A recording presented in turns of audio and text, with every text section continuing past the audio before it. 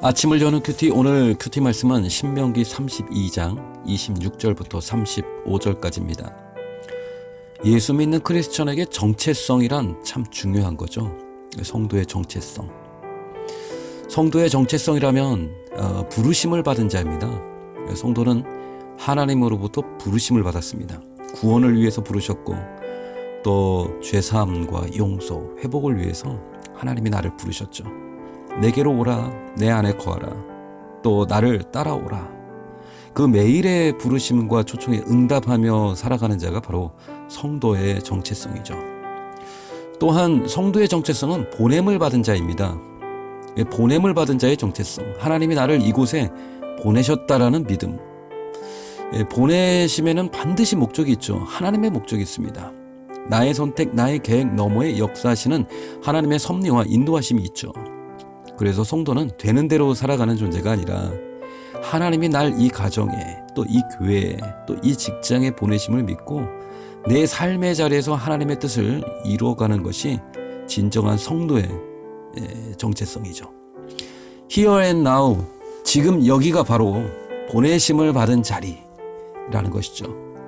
오늘 내게 맡겨주신 삶의 자리에서 하나님의 축복의 통로로 살아가는 저와 여러분 되시기를 주님의 이름으로 축복합니다. 은혜로우신 주님, 오늘도 주님의 말씀 앞에 섭니다. 하루의 첫 시간 주님 앞에 드리오니 이 시간 영의 양식과 하나님의 은혜로 나를 충만하게 하여 주옵소서. 오늘 신명기 32장 모세의 노래가 계속 이어지고 있습니다. 모세가 죽기 전에 하나님이 주신 이 노래를 이스라엘 백성들에게 들려주고 있는데요. 이 노래의 핵심은 이겁니다. 내 백성이 장차 나를 버리고 범죄할 때 나 하나님은 그들에게 재앙과 고통으로써 징계할 것이다.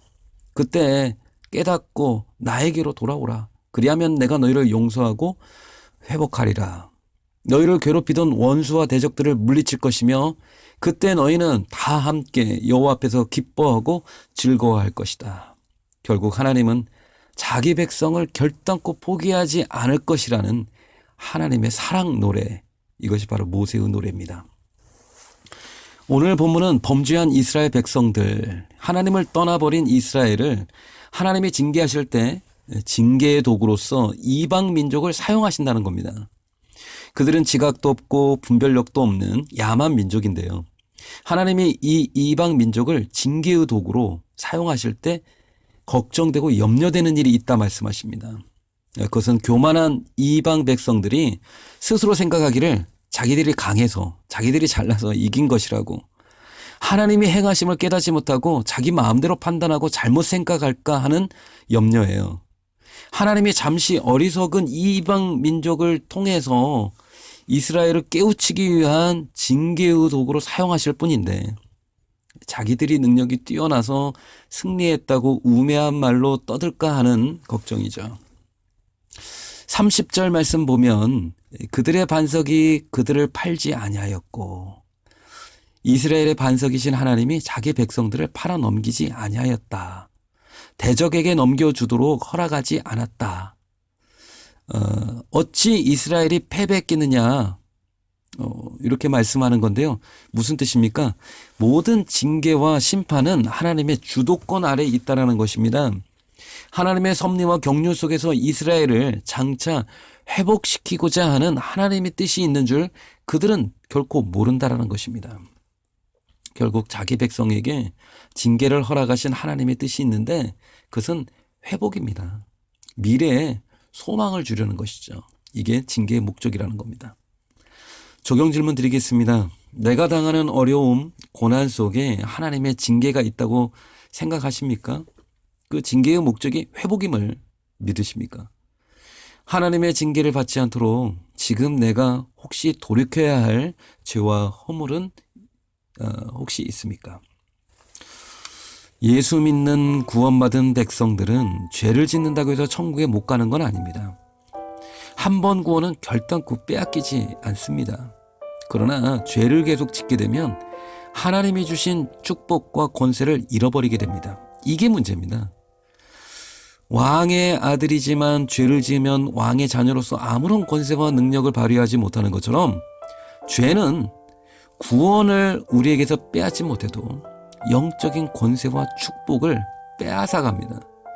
축복의 통로로 하나님의 사람으로 생명의 부양자로 쓰임받지 못하게 하는 것이 바로 죄라는 겁니다. 바로 이것이 우리가 죄와 싸워야 할 이유가 되는 겁니다. 구원받는 것이 신앙의 목표가 되어서는 절대 안 됩니다. 구원 이유가 더 중요합니다. 하나님의 뜻은 구원받은 백성답게 사는 것이죠. 빛의 자녀로, 축복의 통로로, 세상의 빛과 소금으로, 그리스도의 향기로 살아가는 것이죠. 내 삶은 이 세상을 향한 하나님의 대안입니다. 이 사실을 믿으십니까? 그래서 우리의 삶은 거룩하고 존귀한 것이죠. 여러분, 오늘 하루 내 삶이 은혜의 강물이 되어 축복의 강물이 되어 많은 사람에게 기쁨과 소망과 사랑을 주는 작은 예수의 삶을 사시는 복된 하루 되시기를 주님의 이름으로 축복합니다. 존귀하신 주님, 이 땅에 보냄받은 자로 살게 하여 주옵소서. 주님의 거룩하심과 사랑을 전하는 예수의 사람으로 살게 하여 주옵소서. 오늘 하루 주님께 영광, 하나님께만 영광 돌리는 복된 날 되게 하여 주옵소서. 예수님의 이름으로 기도드립니다. 아멘.